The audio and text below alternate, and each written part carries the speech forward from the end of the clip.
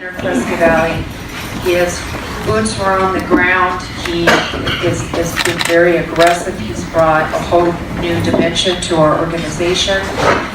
And I'm very, very proud as each one of our board members to serve next to this man. And I'd like to introduce to you Mike Paredes.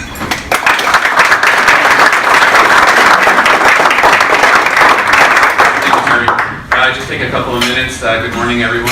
I love seeing this room full of our business community, our members of Prescott Valley and our surrounding regions. Just quickly, I was hired about a year and a half ago with the intention of expanding opportunity for Prescott Valley, and that's what I've been doing from day one. Just flew back late last night from Mexico City, which Prescott Valley and the Quad City region has a stake within the State of Arizona office, the Arizona Commerce Authority. I've introduced not only Prescott Valley but the entire region to our neighbors to the south, which Arizona Commerce Authority represents large portion of big manufacturers down south of the border looking at possibly U.S. investment. So also working with a couple of entities north of our border up in Quebec, taking Prescott Valley to the next level. There's no reason why our small communities up here cannot compete with our neighbors to the south. I really believe that we are doing an excellent job marketing and selling our area. We have a quality life. We have excellent people in our community, an excellent asset in the education and workforce. And what makes Prescott Valley and our surrounding region top tier is its people. So I want to thank you very much from the bottom of my heart for attending today's breakfast. I believe there's a good 90 to 100 people here today. I love it. It always brings a smile to my face. I always like when I see Glassberg Hill Road full of people in traffic. I love it. And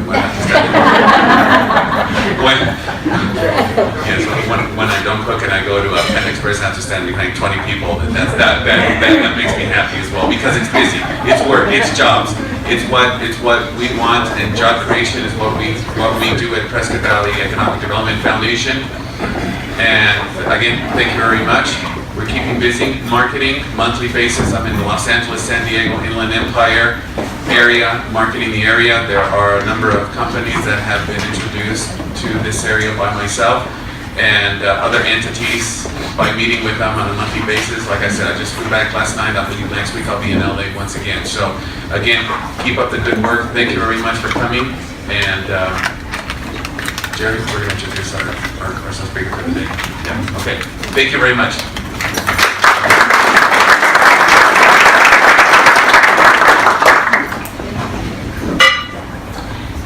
Next, I'd like to introduce our guest speaker, Mr. Glenn Williamson. Mr. Williamson has more than 30 years of entrepreneurial and executive level experience, primarily in the financial and operational aspect of companies.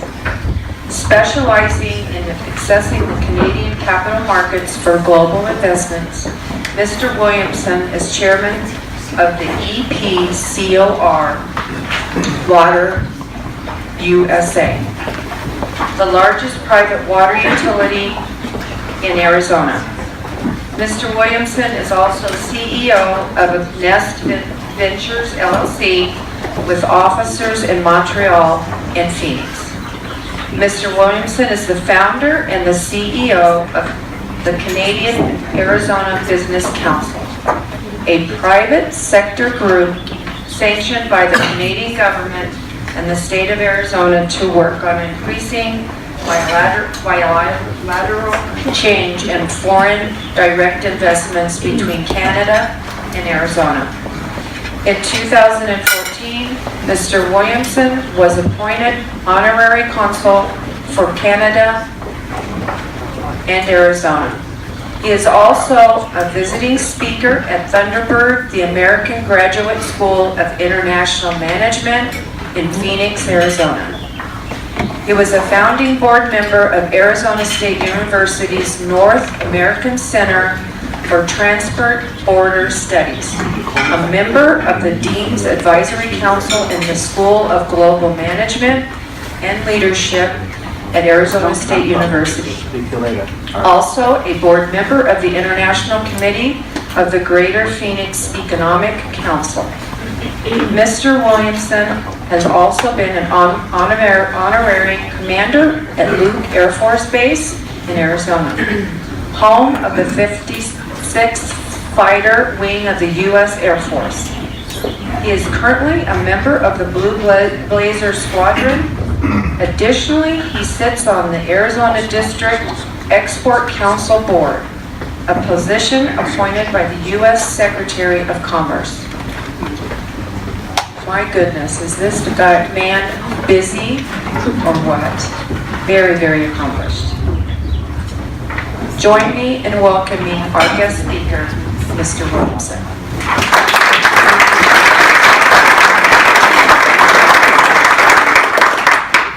First, thank you very much for having me here. I do have a love affair with this region. I've been rodeoing up here for 30 years, so I know Prescott pretty well.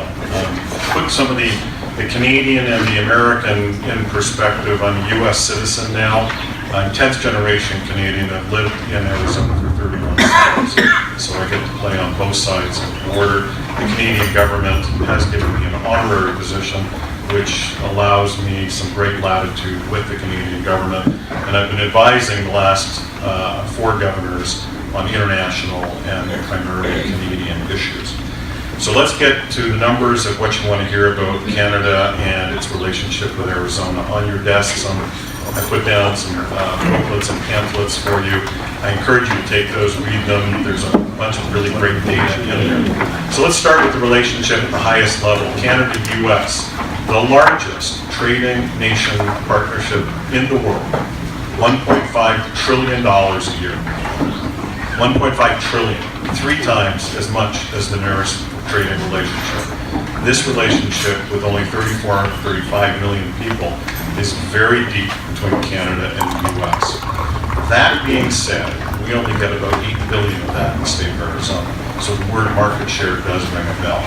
Canada has, however, grown a lot in its relationship in Arizona. If you go back to where it started 60 plus years ago, it was Yuma, it was Quartzsite, it was different parts of southern Arizona where Albertans and British Columbians would come down and hang out after they pulled their stuff out of the ground, and they would enjoy that for a period of time. So you fast forward to the 1970s, Canadians started coming down here more and more in the aerospace business, primarily out of Quebec. So the trade relationship currently today, as it stands, is about $3.5 billion. That fluctuates up and down 2 or 3% a year, nothing spectacular, but what's really important, and it's important to Prescott, is the fact that it's aerospace heavy, very, very aerospace heavy.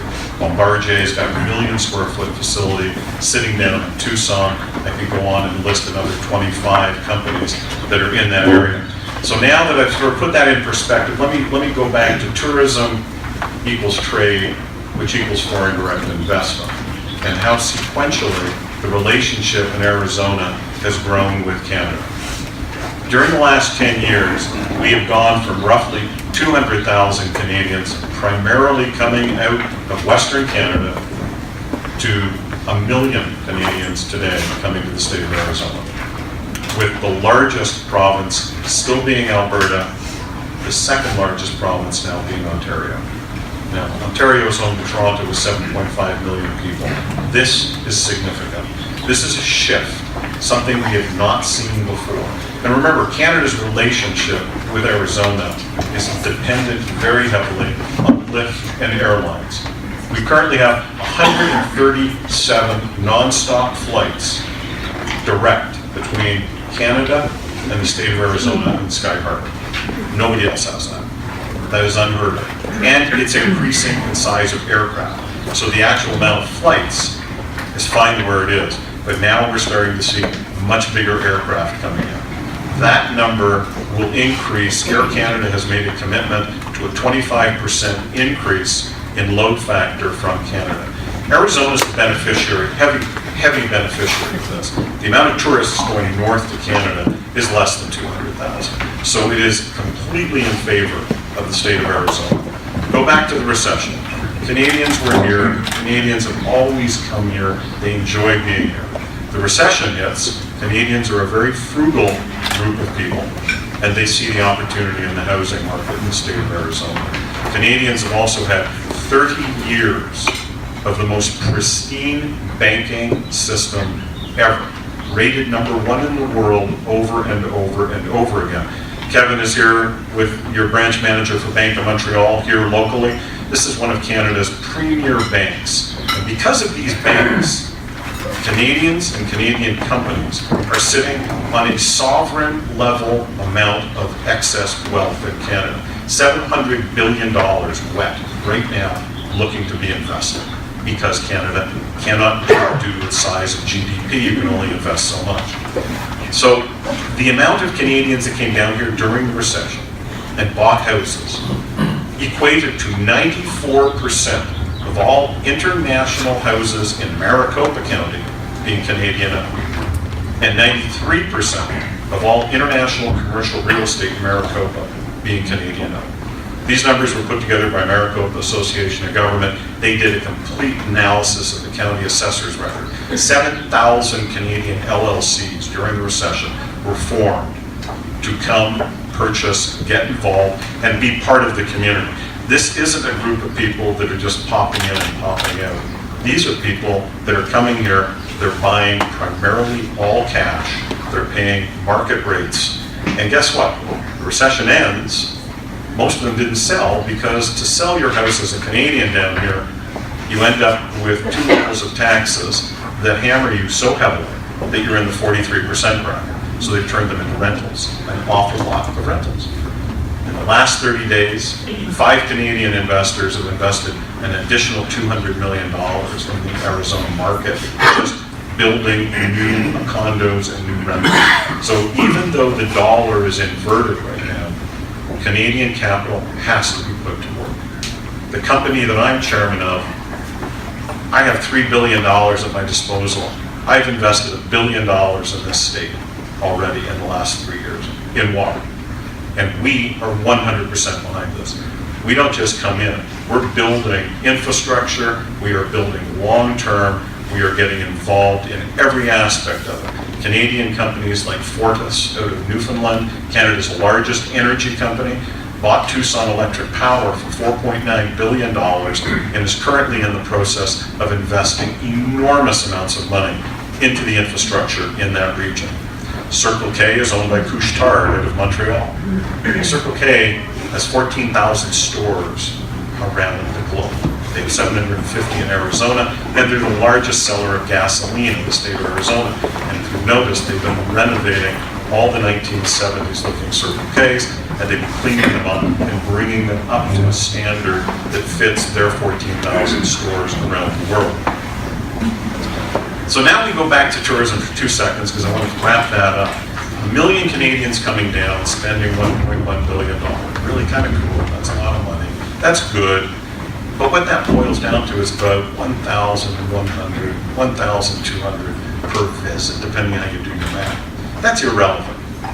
That is absolutely irrelevant because that only estimates that those Canadians are staying 2 or 3 days. They spend up to 6 months. They come down, they deposit $20,000, $30,000, $40,000 in the bank accounts. They come down, they buy cars in your car dealerships. They buy houses. And oh, by the way, they furnish those houses. So these numbers are in the billions of dollars. And then they'll go back up to Canada for a period of time, they'll come back down. Historically, these tourists have been in their late 50s up to their 70s. The new data is now showing us these people in their 40s, 50s, because of what happened during the recession. If you're a Canadian and you're sitting on a boatload of money, you need to put it to work. So you're now 45, you're 46, you're running a very successful company in Toronto, and you go, I want to go somewhere. I need to get it. China, a little tricky. Europe, out of Quebec, some people. Natural affinity comes straight to the United States. The United States, Florida gets 4.9 million Canadians a year. However, per capita, they do not spend anywhere near what we get out of our million Canadians here. 1.8 million Canadians go to Nevada, and 1.8 million Canadians go to California. and 650,000 Canadians go to Texas. So that puts the Sun States in perspective. However, this last year, Florida, Texas, Nevada, Southern California, all dropped in Canadian tourists, and yet we did 3.5% tourists coming to Arizona. So there is something going on here that these Canadians are finding of interest. And as we tap into the Eastern Canadian side of things, that is going to get only more significant. And I get very excited about that because we're watching a shift, and very unfortunate things have happened in Fort McMurray. My company happens to be a water company out there, so we're pretty close to it. And Alberta is really having a hard time. And Alberta has always been here for Arizona. So if you ever get an opportunity to thank an Albertan that you happen to know around you, do that. They are going through extraordinarily difficult times. 70 to 90,000 people evacuated, not one person hurt. And astonishing. And it wasn't the federal government, it wasn't the provincial government. It was companies like ours and the oil companies that master planned the engineering of getting those people and those folks out of harm's way. And it's an amazing story, and I encourage you to learn more about it. So this trend of younger people and this trend of Toronto, Toronto capital markets capital for Canada, which means that we're seeing excess capital coming into the United States. Arizona, we did a study with Maricopa Association of Governments a year ago. Up until a year ago, if anybody had asked anybody how many international companies are in the state of Arizona, where are they located, and what countries do they come from, we did not have that data in the state of Arizona, which is kind of astonishing. So we've done that. We now know exactly how many companies are in Arizona from international countries, and we know where they're from. So we do know that Canada right now is at 350 to 400 plus companies operating in the state of Arizona. Mexico is at 24. The UK is at 100. Germany is about 90. France is about 87. So this tells us something, that we are watching Canadians, influencers and decision makers, for whatever reasons they choose, love to come to communities like this. They like what's going on inside. They like, remember, Canada, it's a little chilly. It's just like the Midwestern markets in Chicago. They love it so much that they have relocated regional and headquarter offices to this market. When I moved our division down here, 6 of my 12 board members in Canada had houses in Arizona. It was a no-brainer. And every one of the Canadian companies that I sit and talk to that have now got headquarters or regional headquarters in Arizona have got ties at a C-level or a C-suite individual that nobody knew they had a house here for the last 7 or 8 years. And all of a sudden they're sitting around their offices and they're going, we really should expand into the United States, or we really should start next trend that we're noticing, reshuffle the deck of our US operations with a heavy emphasis on de-escalating out of California because of taxes, because of regulatory, because of policy. Many of these Canadian companies are now saying we should be looking at other locations. When Bank of Montreal came down and bought M&I, 56 branches, Kevin, 53 branches down here. We started looking at that, and then we started adding up all the other ones. Like, how many of you know that Saks Fifth Avenue is now Canadian, or Neiman Marcus is now Canadian? It's stuff we just take for granted between these two countries. And they work intricately in the local economies. There are so many Canadian decision makers that we don't know that are down here, and you probably have a lot of them in Prescott, by the way, that once engaged, finding out who they are, finding out what companies, what boards they sit on, these people can help influence and help in this job that you've got in economic development. You're one guy with a staff of, 7 or 8 people. But what you all have is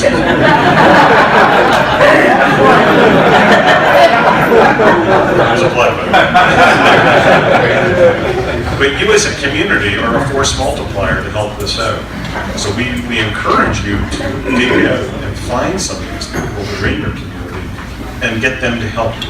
because Canadians love coming to Arizona. Arizona and Arizonans have made this an absolutely wonderful place for Canadians.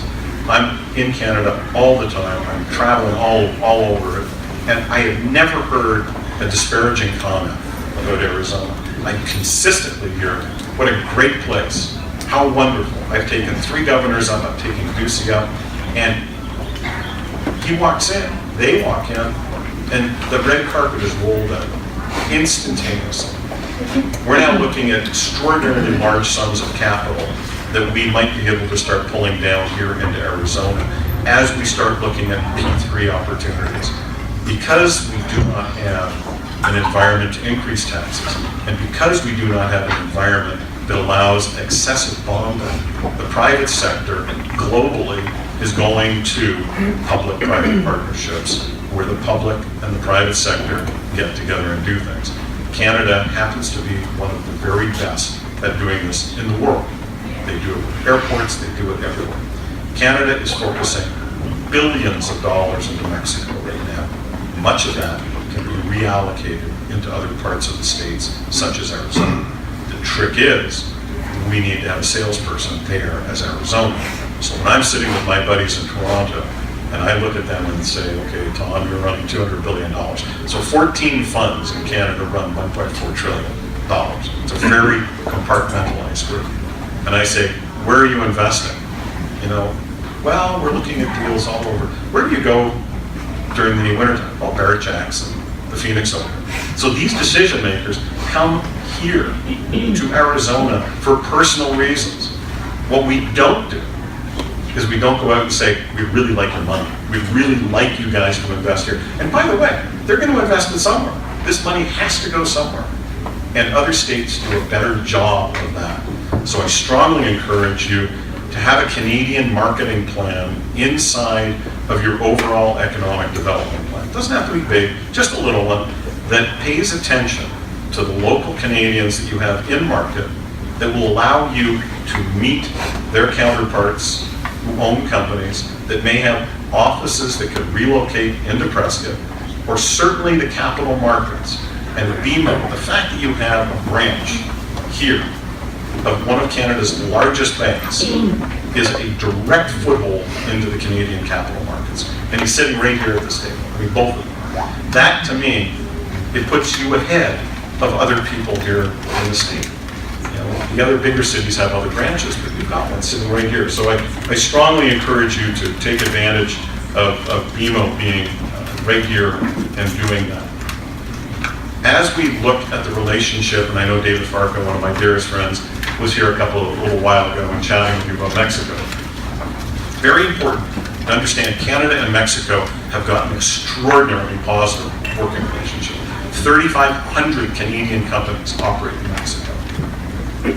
3,500. Most Canadian companies, engineering, mining companies, operate in Arizona all the way down through Mexico to Tierra del Fuego. 50% of mining companies in the state of Arizona are Canadian owned. 75 to 80% of them are Canadian financed. 80% of the mines in Mexico are Canadian financed, and 75% of them are Canadian owned. So this relationship, out of our 350 plus companies that we have operating in this state, 75 to 80 of them operate in Mexico as well. This is something that cannot be ignored by immigration issues and by borders.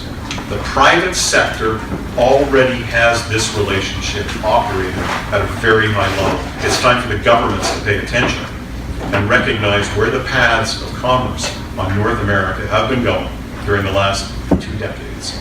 And we're watching a retrenchment from Asia and Europe coming back to North America.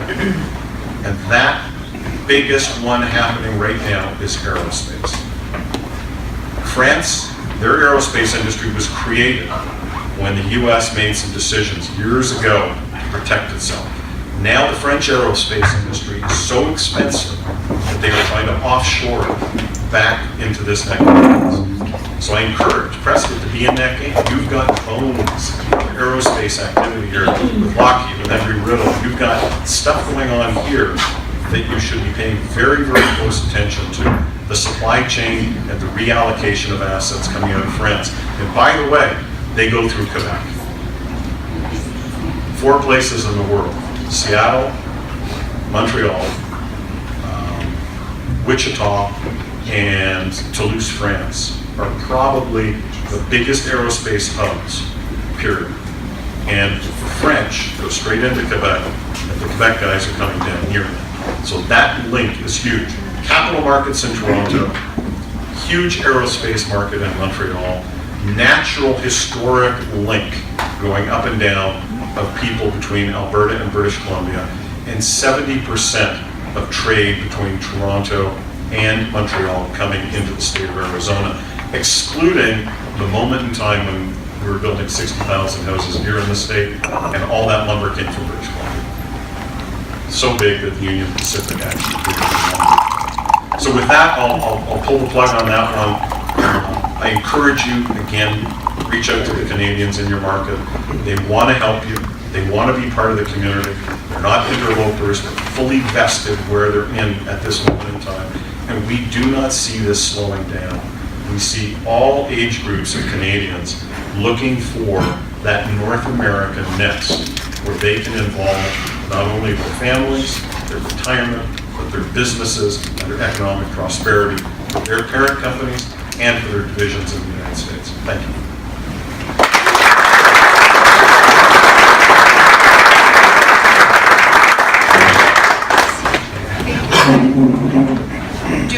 Does anybody in the audience have any questions for Mr. Williamson? That was an amazing presentation, full of information.